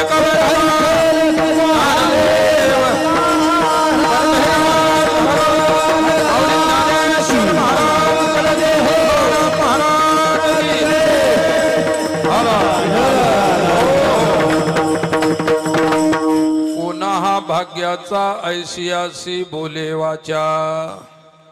तुकोबाराय म्हणतात मी माझ्या वाणीचा खर्च करत आहे, कोणासाठी बोलत आहे. तुकाराम महाराज सर्वांच्यासाठी बोललेले आहे, तुमच्यासाठी, आमच्यासाठी, अज्ञानासाठी, ज्ञानासाठी, विरक्तासाठी, योग्यासाठी, संसारिकासाठी, परमार्थिकासाठी, सर्वांच्यासाठी त्यांचा उपदेश आहे. काय तुकाराम महाराज सर्वांचे होते म्हणून त्यांचा सर्वांच्यासाठी उपदेश होता. हे विशेष आहे, ते सर्वांचे होते. काय सर्वांच्या प्रती उद्धाराची तळमळ त्यांना होती. मंबाजी गोसाव्याने आजीवन त्यांचा छळ केला, पण कुठेतरी मंबाजी गोसाव्याची समाधी कुठे आहे तुम्हाला माहिती आहे का? कोणालाच माहित नाही, त्याची समाधीच होऊ शकली नाही. तुकाराम महाराजांची समाधी लावायचं कामच नाही पडलं, डायरेक्ट वैकुंठालाच निघून गेले. आयुष्यभर कोणाला कष्ट दिले नाही महाराजांनी, आणि शेवटी खड्डा खोदा, त्याच्यात गाडा, त्याच्यावरती काही ओटा बांधा, हे सुद्धा कष्ट दिले नाही. सदैव वैकुंठ गमन केलं. आता चालू आहे त्रिशतकोत्तर अमृत सोहळा, म्हणजे 375 वर्ष त्यांना झाले. अमृत महोत्सव चालू आहे त्रिशतकोत्तर, आणि महाराष्ट्रात चालू आहे ठिकठिकाणी कार्यक्रम, सप्ते वगैरे आहे की नाही. तर अशा प्रकारची गोष्ट मी तुम्हाला सांगतो की महाराज बोलले कोणासाठी. महाराजांनी पाहिले की असा भाग्यवंत कोण आहे, कोण हा भाग्याचा, कोण भाग्यवान आहे. आणि त्या भाग्यवंतासाठी ऐशियासी बोलेवाच्या, मी त्यांच्यासाठी बोलत आहे. इथले भाग्यवंत शब्दाचा अर्थ आहे साधक, या साधक भक्त, त्यांच्यासाठी मी बोलत आहे. माऊली ज्ञानेश्वर महाराज तुकोबाराय हे प्रत्येकासाठी बोलले. अधिकार तैसा करू उपदेश, साह्य ओझे त्यास तैसे देव. ज्याचा जसा अधिकार असेल त्याला त्या रूपात ते बोलले. विठ्ठला विठ्ठला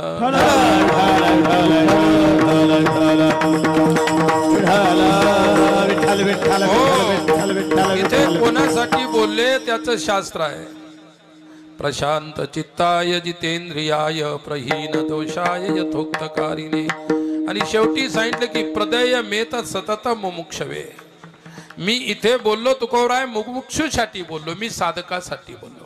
काय ज्यांना दुर्लभ संतांची भेटी झाली, ज्यांना आत्मज्ञान प्राप्तीची जिज्ञासा अंतकरणामध्ये निर्माण झाली, अशा लोकांसाठी मी बोललो की तुम्हाला पुढे काय करायला पाहिजे, आपल्याला काय करायचं हे संतांनी सांगितलेलं आहे. काय आमचे गुरुजी सांगायचे की बाबा वाक्य प्रमाणम न. कोणी बाबा सांगत असेल की असं करा तसं करा तर बाबा वाक्य प्रमाण नाही, संत वाक्य प्रमाणम. विठ्ठला विठ्ठला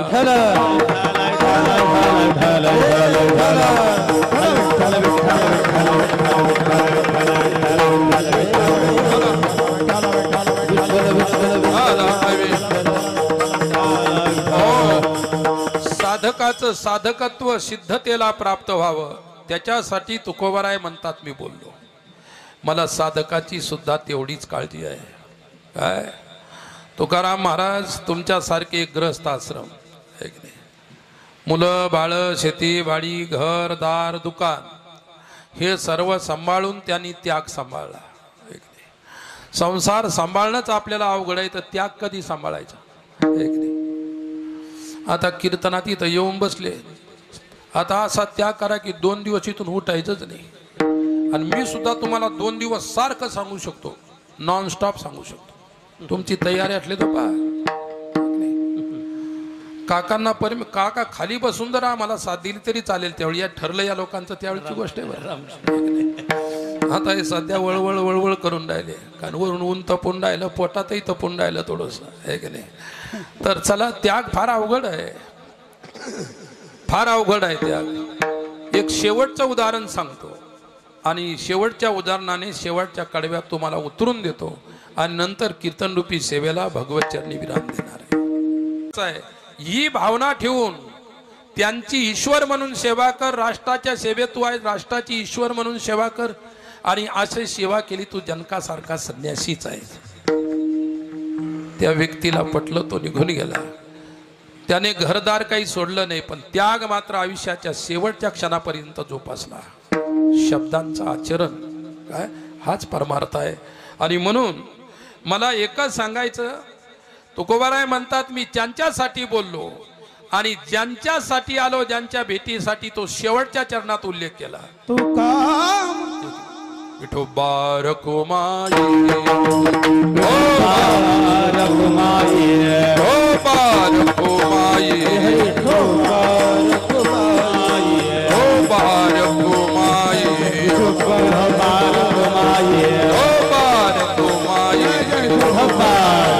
हरि हरि ढोबार घुमाई ढोबार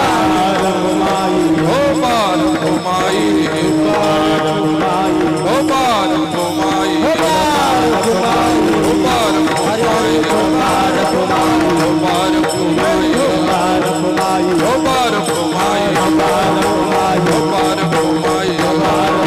ढोबार घुमाई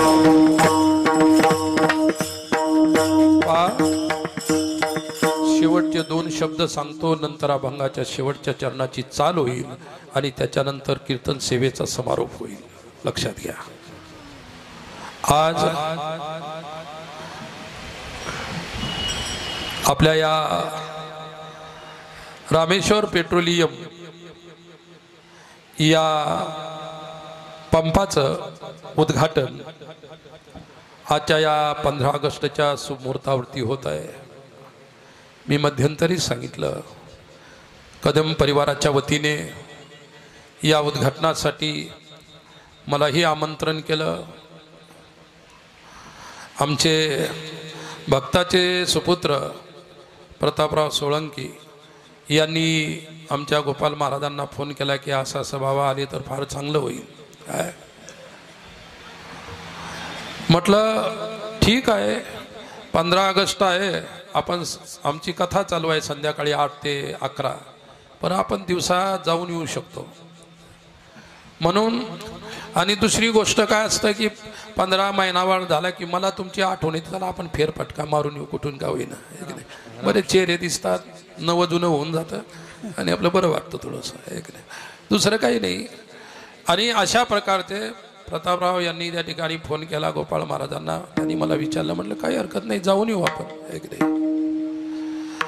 जे प्रताप सोळंकी आहेत त्यांचे वडील होते आमचे सोळंके सर, ज्यांनी शेवटचं आयुष्य माझं कीर्तन ऐकत ऐकत असताना देह सोडलेलं आहे. नांदेडहून परभणीला येत होते, डॉक्टरांनी केलं की यांना घरी घेऊन जाता आणि त्यांनी सांगितलं की बाबांचं कीर्तन लावलं आहे, मला आता ऐकू दे.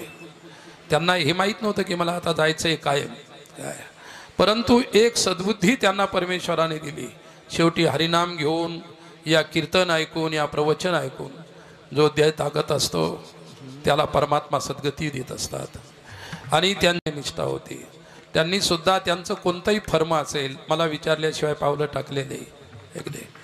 आणि मुलंसुद्धा त्यांच्याप्रमाणे त्या ठिकाणी चांगल्या प्रकारचे संस्कारित निघाले.